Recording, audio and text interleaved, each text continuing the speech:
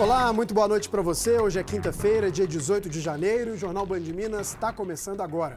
Grupo de 8 pessoas é suspeito de matar jovem de 17 anos no Barreiro, em BH. O corpo da vítima foi encontrado após denúncia anônima. Flagrante de um assalto a motorista de aplicativo. O bandido ameaça com uma faca, assume a direção do veículo e abandona a vítima. Preso em Uberlândia, no Triângulo Mineiro, o suspeito de matar o norte-americano em Uberaba. O suspeito de matar o norte-americano Brent Sickman, sócio proprietário de uma galeria de arte no Rio de Janeiro. O governo detalha ações para promover o Carnaval de Minas. Meta é trazer segurança para os foliões e gerar renda para os mineiros.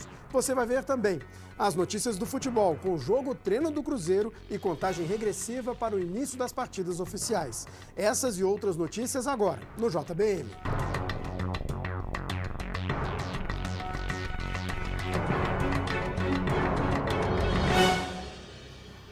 Um grupo de 8 pessoas é suspeito de matar uma jovem de 17 anos na região do Barreiro, em BH. Uma delas foi presa. A Polícia Militar e o Corpo de Bombeiros encontraram o corpo após receberem uma denúncia anônima no Disque 181.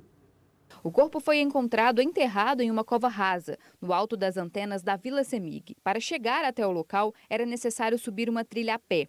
O local de difícil acesso foi bloqueado por militares para o trabalho da perícia. De acordo com informações de populares, o corpo pode ser de uma jovem de 17 anos, que teria sido morta por 8 indivíduos. Realmente verificamos que tem uma estátua de uma pessoa, em princípio aí com o nome de Lohane. Nós estamos iniciando as diligências, né? Então temos algumas linhas aí que nós vamos correr atrás agora para verificar aí possível autoria e tentar chegar a um desfecho do ocorrido. O corpo foi encaminhado ao IML. Os militares seguem no local colhendo depoimentos de testemunhas que possam ajudar a identificar os responsáveis pelo crime. Um motorista de aplicativo foi vítima de assalto na região do Barreiro, em BH. Uma câmera instalada no carro registrou o momento em que Elvis Duarte de Oliveira foi rendido pelo passageiro, Fabiano Messias de Oliveira Leite, de 18 anos, que tinha uma faca em mãos. Ele tentou forçar o motorista a transferir o dinheiro via Pix. Elvis argumentou que estava apenas começando o dia de trabalho e que não tinha dinheiro. Então, Fabiano assumiu a direção do veículo e abandonou a vítima. Porém, minutos depois, o homem foi localizado e preso pela polícia. E o motorista de aplicativo conseguiu recuperar o carro e outros pertences. Uma creche da Igreja Padre Eustáquio, região noroeste de BH, foi furtada e teve vários equipamentos danificados. O prejuízo chega a R$30 mil.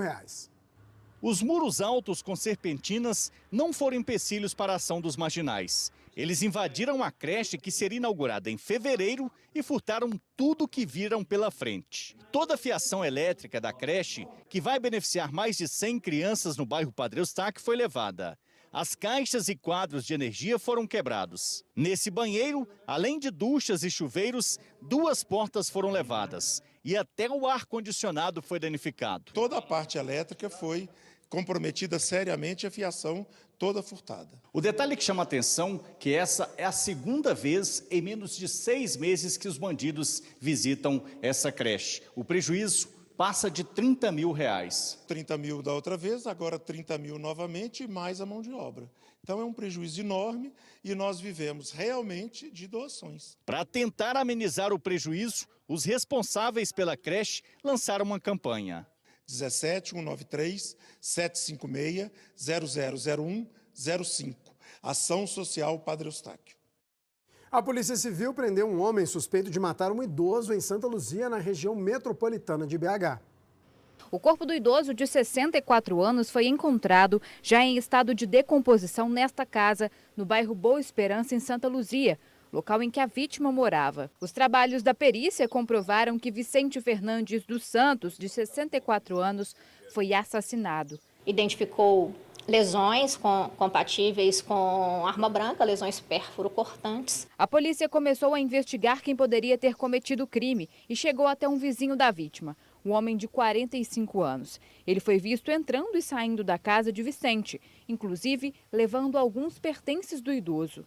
O homem foi preso e, a princípio, negou o crime, mas logo acabou confessando. Ele disse que a briga entre os dois começou após a vítima se negar a pagar por um programa antecipadamente. Ele informou que a prática era recorrente entre eles, mas a polícia não acredita nessa versão. A hipótese mais forte para os responsáveis pela investigação é de que a motivação tenha sido patrimonial. O investigado ele possui diversos registros criminais por crimes contra o patrimônio, especialmente roubo e furto. E as notícias são de que a vítima gostava de ostentar que possuía dinheiro em sua posse e que teria dinheiro em sua residência. O suspeito tem passagens por tráfico, roubo, vias de fato e estupro. Foi encaminhado ao presídio inspetor José Martinho Drummond, em Ribeirão das Neves. As investigações continuam. Preso em Uberaba, no Triângulo Mineiro, o suspeito acusado de matar o norte-americano Brent Sickman, sócio proprietário de uma galeria de arte no Rio de Janeiro. Segundo as informações da polícia, havia perfurações de arma branca. Brent tinha 75 anos, cresceu no estado americano de Illinois e estudou no Instituto de Arte de São Francisco. A Delegacia de Homicídio da capital iniciou o trabalho de investigação na tentativa de localizar o autor do latrocínio. Esta operação, em conjunto com as polícias civil, militar e rodoviária federal, conseguiu deter o suspeito aqui em Uberaba, Minas Gerais. Ele foi encaminhado para a Delegacia de Plantão e transferido para a Delegacia no Rio de Janeiro, local onde aconteceu o crime, e também foi aberta a investigação. As nossas equipes receberam informações de que esse indivíduo estava passando pela região e de pronto foram fazer as buscas aqui nas proximidades da 050 e encontraram esse indivíduo em um veículo. A próxima etapa da investigação agora é analisar o material que foi apreendido em poder dele, bem como ouvi-lo, e tentar entender a motivação do crime, bem como a eventual participação de outras pessoas que a gente acredita que tenham participado desse crime, né? A linha de trabalho das investigações começou pelo comportamento do cubano Alejandro Triana Preves. O autor, né, ele passa bastante tempo, cerca de 12 horas, monitorando a vítima, né? Ele espera o melhor momento para agir na parte da madrugada. Ele entra na casa da vítima já quase 4 horas da manhã, deixa a casa da vítima cerca de 15 minutos depois e logo após deixar a casa da vítima, ele retorna para São Paulo. Então o que a gente percebeu é que essa pessoa que executa, né, que hoje a gente sabe que é o Alejandro, ela vem de São Paulo, ela vai de São Paulo para o Rio, única e exclusivamente para executar a vítima Brent. E depois da execução ele imediatamente retorna para São Paulo. Depois do intervalo, o governo detalha ações para promover o Carnaval de Minas. Meta é trazer segurança para os foliões e gerar renda para os mineiros. E ainda nesta edição, as notícias do futebol, com o jogo treino do Cruzeiro e contagem regressiva para o início das partidas oficiais. É já já.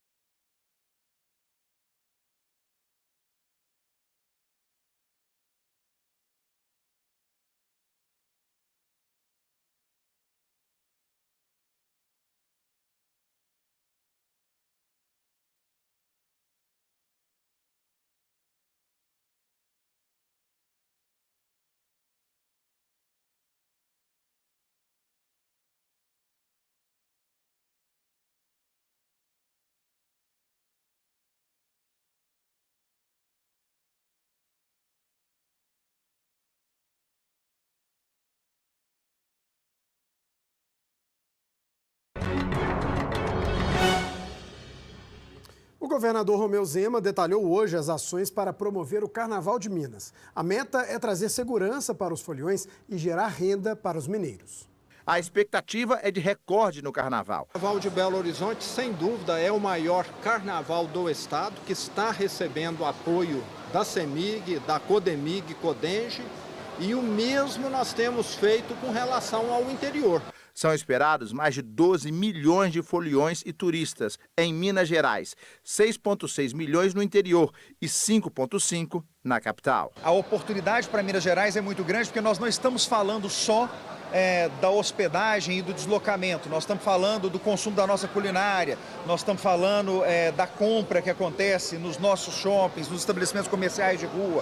Então nós estamos falando de um movimento na economia muito relevante. O carnaval deve movimentar como nunca a economia mineira. A expectativa é de R$1 bilhão e 800 mil, 20% a mais do que o ano passado. Além disso, devem ser gerados só para a folia 50 mil empregos. São mais de 100 projetos de lei de incentivo que estão rodando o estado inteiro.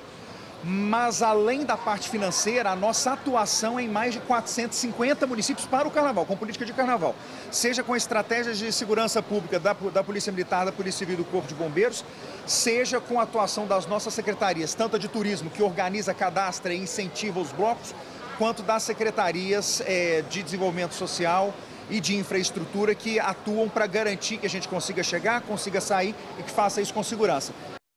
Nosso comentarista de política, Orion Teixeira, está aqui no estúdio. Muito boa noite, Orion. Boa noite, André. Boa noite a todos. Orion, a gente viu ali a folia e é esse o motivo de uma disputa entre o governo de Minas e a prefeitura da capital? Nos bastidores é lamentável, André, porque o governo do estado respondeu muito mal à proposta de parceria da prefeitura para o Carnaval de Belo Horizonte, tentando assumir o controle da festa. Ou seja, continua faltando ali a boa política de vizinhança, de convivência. Até pouco tempo atrás, o governo culpava o estilo duro do ex-prefeito Alexandre Calil pela falta de parceria. Agora que a conseguiu, tenta desqualificar o outro lado. É por isso que o prefeito Fábio Doman foi às redes sociais para ironizar, dizendo que quem nunca ajudou, agora quer se aproveitar. Não adianta alguém querer se apropriar do sucesso do Carnaval de Belo Horizonte e faturar politicamente. Por quê? Porque o sucesso do Carnaval de Belo Horizonte, André, não depende da Prefeitura de Belo Horizonte, muito menos do governo do estado e de seus patrocínios via renúncia fiscal. Ele é um carnaval de rua, da rua e dos bloquinhos. Quem tentar mudar isso ou se apropriar vai se dar mal. 2024, ano eleitoral, eleições municipais, e os prefeitos estão preocupados com uma polarização na disputa? Os prefeitos, especialmente das capitais, das grandes cidades, temem os efeitos da polarização política entre o lulismo e o bolsonarismo. O risco é de que isso aí poderia ofuscar os problemas locais, né, e as obras que eles estão fazendo. Ou seja, em vez de discutirmos trânsito, transporte, mobilidade urbana, moradia, enchentes, a gente já fica nesse bate-boca nacional. É claro que o presidente Lula e o ex-presidente Bolsonaro terão influência, serão os principais cabos eleitorais e que os candidatos terão se aproveitar dessa popularidade deles. Mas não podemos ignorar os assuntos locais. Para fechar, Orion, como é que está essa questão da renegociação da dívida que o Romeu Zema tanto trabalha nisso, né? A grande prioridade dele. Pois é, mas o governo Zema está um pouco atrasado nisso, um pouco perdido também, porque, veja bem, no final do ano passado, o governo conseguiu, com o governo federal, aumentar o prazo para 120 dias para chegar a um acordo. E agora abriu o ano dizendo que é pouco tempo, que precisa mais tempo para poder identificar créditos e fazer o encontro de contas. Acontece, André, que os prazos não são mais técnicos, eles são políticos. Mexer nisso é demonstrar má vontade e desinteresse em avançar nessa negociação. Muito obrigado, Orion. Até semana que vem. Belo Horizonte fechou o ano passado com a maior variação do preço do aluguel entre as 6 maiores capitais do país. Confira. Alugar um imóvel em Belo Horizonte está pesando cada vez mais no bolso. Índices que medem a variação mostram que os preços aumentaram entre 17% na apuração do Instituto de Pesquisas Econômicas, o FIPE, e quase 23% de acordo com o índice da Quinto Andar Imóvel Web. No ano passado, só 3 dos 37 bairros analisados pelo índice de aluguel Quinto Andar Imóvel Web tiveram uma desvalorização na cidade. Ou seja, isso mostra que há uma valorização quase que homogênea, né? Não é do específica de uma região ou outra. A alta do mercado na capital supera a média nacional, que ficou em 16%. Os imóveis com 2 ou 3 dormitórios são os que mais se valorizaram em BH. Os bairros onde os aluguéis apresentaram maior crescimento são Barro Preto, Santa Efigênia, São Pedro, Manacás e Planalto. Construir em Belo Horizonte está mais difícil. Então, em função do menor volume de construções, houve uma redução da oferta e também teve a pressão do aumento da renda da população. Apesar dos altos preços, especialistas afirmam que ainda há espaço para negociar. Portanto, a dica é pesquisar com calma para conseguir as melhores condições. Quem coloca preço no imóvel não é imobiliária, não é locador, nem inquilino. É a lei da oferta e procura. Essa lei ela é irrevogável. Agora, tem um limite. Qual que é o limite? A capacidade de pagamento dos inquilinos. Então, o aluguel vai continuar subindo acima da inflação, mas até chegar no ponto em que vai limitar com a capacidade de pagamento dos inquilinos. Em Minas Gerais, pessoas com deficiência agora contam com isenção total do imposto sobre a propriedade de veículos automotores, o IPVA, para aquisições de até R$120 mil. O Marcelo é pai de um menino autista de 10 anos. Ele precisa de um carro para levar o garoto para a escola, fazer os tratamentos médicos ou terapêuticos. Em 2018, o Marcelo soube que poderia ser beneficiado com isenção de impostos como IPI, ICMS e IPVA na compra de um carro, por conta da condição do filho. Ganhou um desconto de quase R$15 mil. Foi muito bom ter esse desconto porque a economia que a gente tem em média de R$8 mil por ano, então é uma economia que reverte a eles, né, os atendimentos que a gente paga, né, tanto particular quanto plano de saúde. Até o ano passado, pessoas como Marcelo podiam comprar carros de até R$100 mil para ter acesso à isenção total do IPVA. Só que este ano, o governo de Minas decidiu ampliar esta faixa em 20%. Ou seja, compradores de carros de até R$120 mil podem ter o benefício.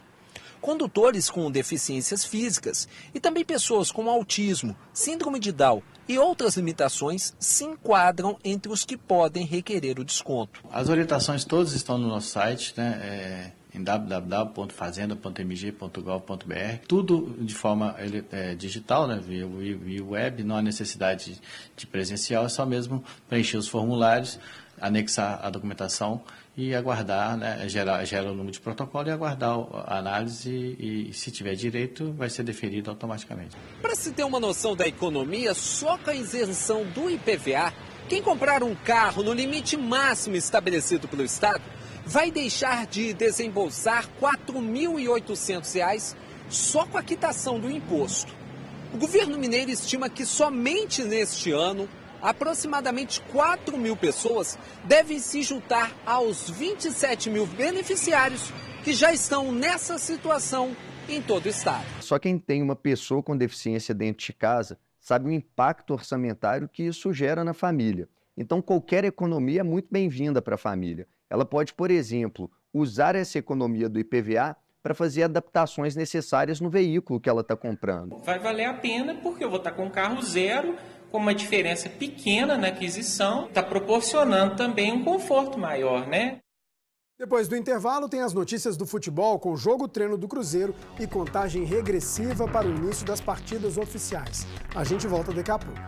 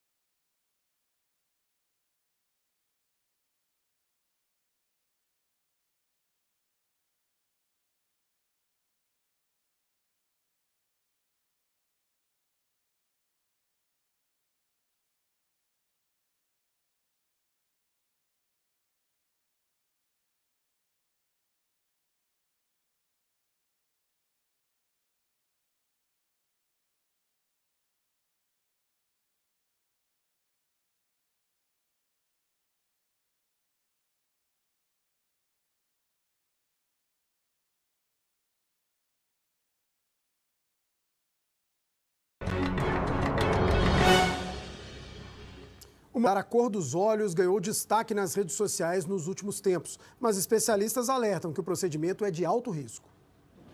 Há muitos anos, Fábio perdeu a visão e a cor do olho direito por conta de uma contaminação pelo vírus da herpes zoster. Para recuperar a aparência, no ano passado, ele fez uma ceratopigmentação, uma tatuagem nos olhos. Depois que eu tive essa herpes que me gerou esses problemas todos, a atenção ficou um pouco prejudicada. Se esquece as coisas. É um procedimento que consiste em usar pigmentos de tatuagem mesmo, né? Assim, compostos de minerais, de alguns metais, né?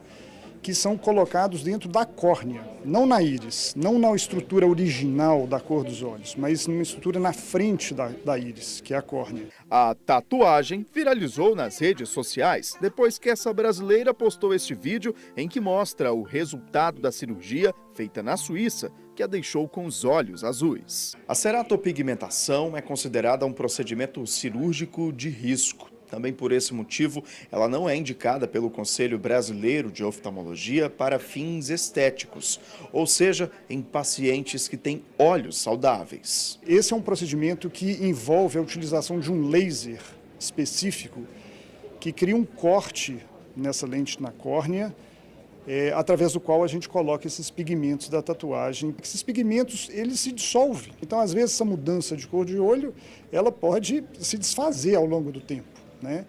Uma segunda coisa é que esses pigmentos eles podem se difundir. Então, não necessariamente aonde você coloca esses pigmentos é onde eles vão ficar. No caso do Fábio, a tatuagem nos olhos também foi uma questão de autoestima. O resultado foi ótimo, né? Foi muito satisfatório. Só da gente chegar na frente do espelho, né? Lavar um rosto, pentear um cabelo, é outra coisa. Pesquisa da Organização Mundial de Saúde aponta que 30% da população do planeta sofre de bruxismo. No Brasil, esse número é ainda maior, 40%. Especialistas alertam que o ranger dos dentes pode provocar problemas graves. A Paola sofre de bruxismo, mas como o pai é dentista, ela conseguiu perceber rapidamente e começou a se cuidar. Meu pai, ele escutava do quarto dele meu bruxismo. Então, com uns 8 anos, assim, eu já comecei o tratamento. Eu utilizo somente a plaquinha e a aplicação de toxina botulínica no músculo masseter para diminuir a força, né, do bruxismo durante a noite. O bruxismo é o ranger de dentes ou o apertar de dentes, que pode ser diurno e noturno, ou somente noturno, que é o mais comum. O dentista explica que há níveis da doença e que o ranger dos dentes pode provocar problemas graves. Vai provocar uma perda óssea, o osso vai abaixando, e é um bruxismo que a gente chama silencioso, principalmente no bruxismo cêntrico, que é aquele que a gente aperta, e isso pode levar ao amolecimento do dente e à perda do dente. Aí o paciente necessitará de implante. Nos casos mais brandos, ocorre um desgaste da superfície do dente, principalmente da parte incisal, que é a ponta dos dentes, que depois vai progredindo para um estágio mais avançados, né? Aí o paciente necessita da utilização de facetas, de coroas, para reparar essa perda de esmalte e de dentina que ocorreu devido ao bruxismo. O estresse, a ansiedade e o estilo de vida corrido podem causar o bruxismo. Em alguns casos, é preciso fazer acompanhamento com um psiquiatra. O tratamento da doença é feito com o uso de placas de proteção e aplicação de botox nos músculos do maxilar. Em casos mais severos, é preciso fazer a restauração do dente. Estima-se que 40% da população brasileira sofre de bruxismo, mas o que muitas pessoas talvez não saibam é que a alimentação pode ser uma aliada para aliviar os sintomas. O magnésio ele vai ajudar a controlar a contração e o tensionamento muscular. Ele ajuda um pouquinho a produzir alguns hormônios que controlam e ajudam a melhorar a qualidade do sono. O magnésio a gente encontra em folhosos verdes escuros, a gente vai encontrar em abacate, feijão, algumas leguminosas, alguns peixes mais gordurosos. Então, ele é muito importante, né, nesse controle do bruxismo. Além do magnésio, nutrientes como a vitamina B5, encontrada na carne de fígado e nos ovos, e o cálcio, que ajuda na força de dentes e ossos e está presente no leite e nos derivados, podem ajudar a controlar a fricção de dentes. Mas se alguns alimentos ajudam, outros, como o café, podem atrapalhar e até intensificar a condição. O excesso de álcool, o excesso de cafeína, principalmente à noite, e de algumas substâncias que tenham ou estão relacionadas aí à anfetamina, porque isso vai aumentar a ansiedade e a agitação do sono. Luciano Dias está na área com as notícias do futebol. Muito boa noite, Luciano. Tudo bem, André? Boa noite para você, boa noite a todos. O que a gente tem de novidade? Pois é, teve jogo treino no Cruzeiro hoje, André, na Toca da Raposa. O Cruzeiro enfrentou o Itabirito e venceu por 2-1 esse jogo treino. A gente está vendo algumas imagens dessa, digamos, partida na Toca da Raposa. O Cruzeiro venceu com gols do Dineno. Olha só, o centroavante Dineno marcando presença de área, está aí o gol que ele marcou. E o Arthur Gomes, na segunda etapa desse jogo treino, fez o gol da virada. Detalhe, André, o Cruzeiro entrou em campo ali com uma formação com 3 zagueiros, com o Marlon fazendo uma função como um zagueiro pela esquerda, depois foi como um lateral esquerdo mesmo. O Robert foi uma das novidades na escalação, o jovem Robert, que foi um destaque na reta final de Campeonato Brasileiro no ano passado. E a dupla de ataque foi formada por Rafael Papagaio e Dineno. O Arthur Gomes, que fez o gol da virada aí do Cruzeiro nesse jogo treino, entrou depois. Ele passa por um processo de condicionamento físico também, pode ser uma explicação para o Arthur Gomes entrar depois nesse jogo treino, mas o Cruzeiro venceu por 2-1, estreia na semana que vem contra o Vila Nova em Nova Lima. Tá chegando a hora dos jogos oficiais começarem, né? Exatamente, o Atlético inclusive tem um jogo treino contra o Ipatinga no sábado, na Cidade do Galo, treino que será fechado para a imprensa, torcedores, então o Atlético vai também começar a sua preparação. O Galo estreia na semana que vem contra o Patrocinense fora de casa. O América já fez o seu jogo treino ontem, venceu por 2-1 o Atlético de São João del Rei, então as equipes preparando para o início de temporada, André. Tá certo, Luciano, uma ótima noite para você, também. Um grande abraço, uma boa noite para você aí de casa. Vai começar agora o Jornal da Band, fique ligado, até mais. Tchau, tchau.